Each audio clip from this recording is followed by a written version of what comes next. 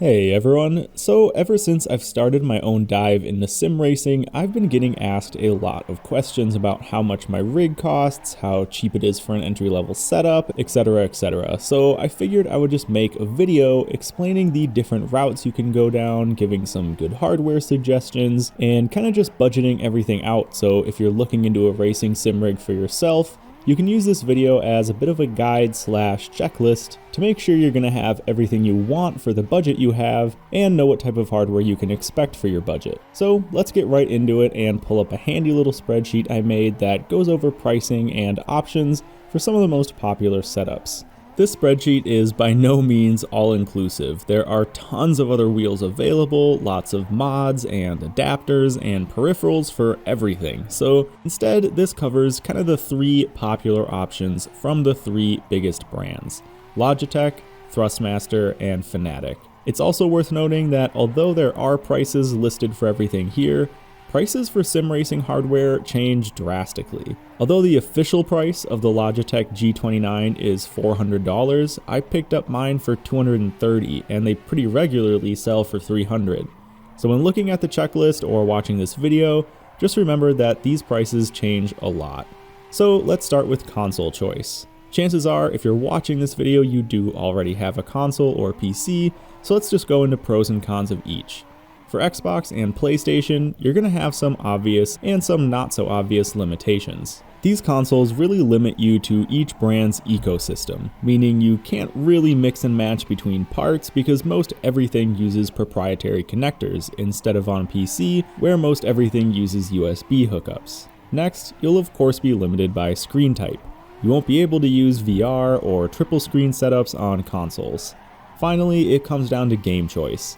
Some games are of course only available on some consoles, and PC gets mod support. This is massively important for games like R-Factor and Assetto Corsa. So, although you can absolutely have a great sim rig on a console, know that choices are limited and PC is definitely the best, but most expensive option. With that out of the way, let's talk wheelbases. You'll see that for each console there is a Logitech, Thrustmaster, and Fanatec option. Starting with Logitech, you can pick between either the G920 or the G29, depending which is compatible with your console. The G29 and 920 are effectively the same exact wheel. The G29 does have an LED shift light and a few extra buttons, but you're limited to getting whichever is compatible for your console anyway. These wheelbases come with a steering wheel and 3 pedals included, and you can sometimes pick up a bundle that includes a shifter for a bit cheaper than if you were to buy the shifter separately. Now for the Thrustmaster options, it gets a bit more convoluted. We'll start with the TMX Pro and T150 Pro options. Like with Logitech, these are effectively the same wheels, just with slight differences depending on the console. Both come with an included steering wheel and 3-pedal T3PA pedal kit. Make sure you get the Pro models here though. The non-Pro versions only come with 2 pedals, so you miss out on the clutch pedal. For PC and PS4, we also have the T300 RS GT. This one is definitely pricier, but much better quality than the other two. Finally, for Fanatec. If you're on PC or Xbox, you're looking at the CSL Elite, whereas the PlayStation gets you the CSL Elite PS4 edition.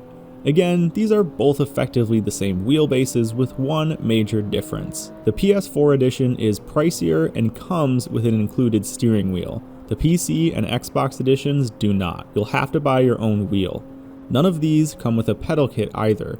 There is an option to get the PS4 bundle with pedals, but it's a pretty bad 2-pedal kit that I don't recommend. So let's talk quality between all these wheelbases. Largely here, you do get what you pay for. The Thrustmaster TMX and T150 Pros being the cheapest are the worst quality of the bunch. That's not to say they're bad though. Even these budget wheels will give a great force feedback sensation and have some real sim merit. The shifter option for Thrustmaster is also better than Logitech's. It's higher build quality and offers both sequential and H-pattern shift modes, whereas Logitech's shifter only has the H-pattern option. Logitech's wheelbase is marginally better than the TMX and T150 Pro, but not better than the T300 RS GT. The T300 has superior force feedback and feels smoother and quieter. As far as the included pedals between Thrustmaster and Logitech, For me, it's a bit of a toss-up and comes down to personal preference. It's important to note though that Thrustmaster does have an upgraded pedal option called the T3PA Pro, which is a fantastic budget pedal set. Now, Fanatic is the easy quality winner here for all consoles.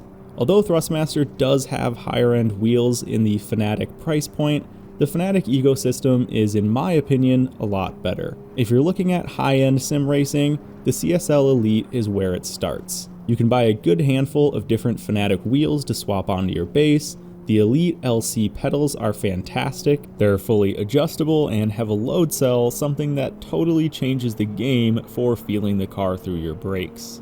Alright, so now let's move on to the wheels themselves. In most cases, your wheelbase will come with an included steering wheel. For Logitech and Thrustmaster, the included wheels are smaller than a standard road car and feel more like go-kart wheels. Unless you're on PC or PS4 and have the T300 RS, which does have an official upgrade option, your only major options for upgraded steering wheels are 3D printed adapters that hook up to real steering wheels. This is actually what I use for my G29 and it's pretty great.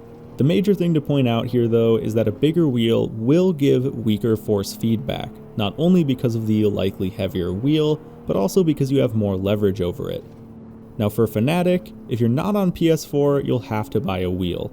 The base wheel is the Elite P1, but there are plenty of other options at similar and much higher price points. Now for pedals. I did already mostly cover this, but we'll run through it in full quick. The included Logitech and Thrustmaster pedals are roughly equal in quality and both not bad. Thrustmaster does have an upgrade option though, which has metal construction and invertible pedal configuration. Pretty cool. Fanatic's Elite LC pedals are great with that load cell, but not invertible. For that, you can upgrade to the Club Sport V3s. And now for shifters. Again, lightly covered, but let's lay it all out here.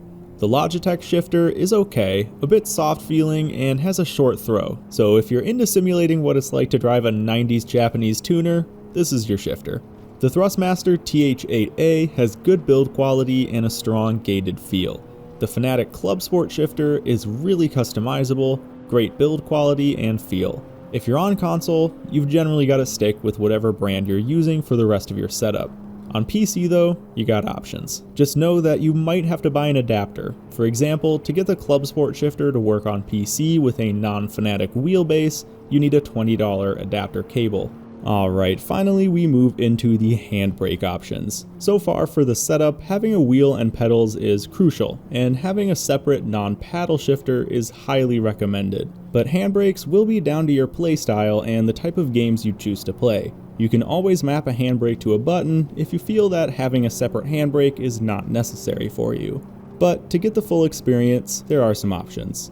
For console, if you run Logitech, you're basically out of luck for a handbrake. For Thrustmaster on console, if you run the T150 or TMX Pro, you won't be able to use any handbrake, but if you do choose to go with a higher end Thrustmaster wheel like the T300 RS GT, you can use the TSS Sparco handbrake on PS4, which is pretty pricey, but that's because it also works as a sequential shifter. If you've gone with Fanatic for your wheel and pedals, you can use the Club Sport handbrake on all consoles. PC users get the pick of the litter here. You can use the Fanatic Club Sport handbrake with adapter, or Thrustmaster TSS Sparco, or off-brand. I personally use a handbrake that usually sells on Amazon under the brand Color Tree, that is actually a gutted real hydro handbrake swapped out with electronics for a sim rig. Gets the job done, and it's the cheapest of the bunch. Alright, so with all of that said, you need somewhere to mount all of this stuff, and you've got some options. You might be lucky and able to mount your equipment to your desk or maybe a table. I did this fine for a while. If you're a bit handy, you can also make your own custom mount and get as crazy as you want with it. With only some very basic woodworking skill, you can make a really sturdy stand for around maybe 30 bucks. But if you're not feeling that and want something more official, there are dozens of wheel and pedal stands available online for around $100 to $200 depending how fancy you want to get. These, however, won't usually have an option to mount both shifter and handbrake, and will often leave you in a pretty weird trucker-style sitting position, so you can upgrade to a full cockpit. There are a ton of options for this as well, and you can really get crazy with it, But for the sake of simplicity, I've picked the two best budget options. There is the Playseat Challenge, which is a bit in between a stand and a full cockpit and puts you in a great seating position, but does only have official mounts for the wheelbase and pedals. A lot of people though have found easy mods to mount a shifter and or handbrake. Finally, you can get into the real deal and go with an open wheeler Gen 2 cockpit. This is what I use and it's phenomenal. Fully customizable, fits my wheel, pedals, shifter, and handbrake, and there's room to add more if needed. I recommend also looking into the $30 seat risers for this cockpit. You can also go with a Playseat Evolution as well, which is similarly priced and featured, but for me, the open wheeler felt better in comfort and build quality. Now, if you're on PC, you can also make the jump into ultra-wide monitors, triple screen, or even VR. These will all mean an increase in required PC specs. At ultra-wide and triple screen, you're looking to spend around $1,000 for your build to play modern games in triple screen configuration. If you want to go VR, especially second gen VR like the Valve Index, look to spend around $1,200 to $1,500. For reference, I'm running a Valve Index with an i5 9400 and RTX 2060 Super. That is, in my opinion, about the minimum to get a good experience in games like Assetto Corsa and Dirt Rally 2.0. Keep in mind, if you're buying a headset for racing sims only, you don't need the controllers, and you only need one lighthouse, not the two most kits come with, unless you have inside-out tracking, in which case you need none. Alright guys, well that's just about everything. So to wrap it all up and give some full numbers here, let's fully price out a few configurations, assuming you already have the chosen console paid for. We'll start with a budget Xbox One build, using a Logitech G920 with the included wheel, pedals, and Logitech shifter, all mounted to a stand with a shifter mount. This full kit would run you around $500 at full price. Now let's go with a mid-tier PS4 build, with a T300 RSGT, the Pro pedals upgrade, and TH8A shifter mounted to a Playseat Challenge. That will cost you around $970 at full price. Finally, let's go high-end, assuming you already have a VR-capable PC but no VR headset. We'll use a Fanatec CSL Elite base with P1 wheel, the Club Sport pedals, Club Sport shifter, and Club Sport handbrake, all mounted to an open wheeler Gen 2 seat with risers and using a Valve Index headset with one lighthouse. That's going to run a cool $2,300. And if that's not enough, know that you can go higher from there with things like direct drive wheels, actual racing seats that move, and so on. The sim racing hobby can get pricey, but if even the cheaper options here scare you, don't worry. You don't have to buy everything at once, and there are sales all the time. Alright folks, well that just about does it. There's a lot more info out there that I didn't want to cover for the sake of keeping things streamlined, but this video should be a good starting point for you guys. I hope this helps answer the question of what it really costs to get into sim racing, and I hope this has encouraged you to give it a shot. Thanks for watching, and I'll see you in the next one.